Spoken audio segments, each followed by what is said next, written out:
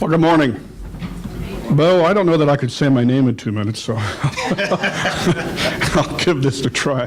I'll give you 3. Okay, good. See, it's working.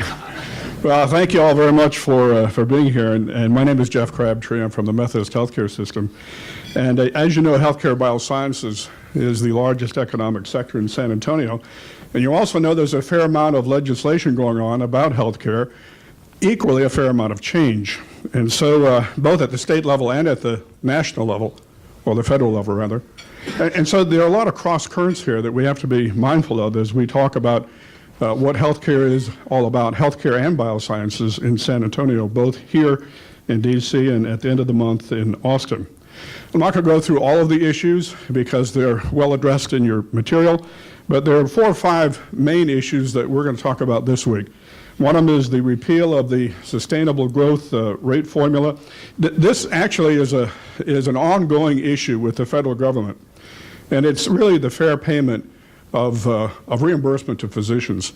And they keep kicking this can down the road a bit, and it just needs to be solved in a fair and equitable way, or we're going to see physicians lose perhaps 25% of their income just out of CMS reimbursement. And so we'll talk about that this year as we did last year, as we did the year before, and the year before. We'll also support the CMS renewal of the state's Medicaid 1115 waiver program. And this program actually helps us in reimbursement for that uncompensated care that we provide to a large group of citizens in San Antonio. We'll also reauthorize funding for the Children's Health Initiative Act. We'll talk about the CHIP program and make sure that we're on deck to make absolutely sure that the funds that are available to us are matching the rates that's provided by the Affordable Care Act.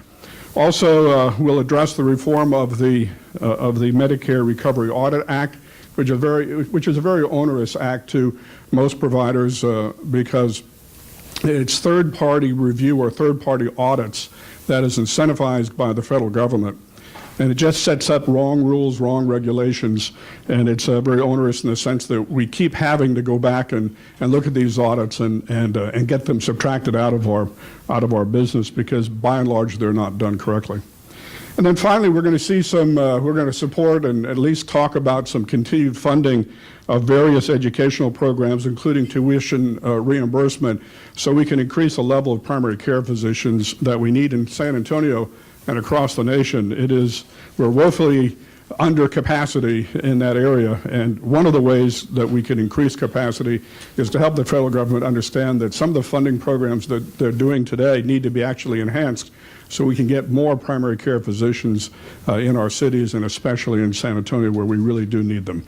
So that's just a fair amount of business that we'll do this week, and if you have any questions, our team will be available to answer them at any time. Thanks. Thanks.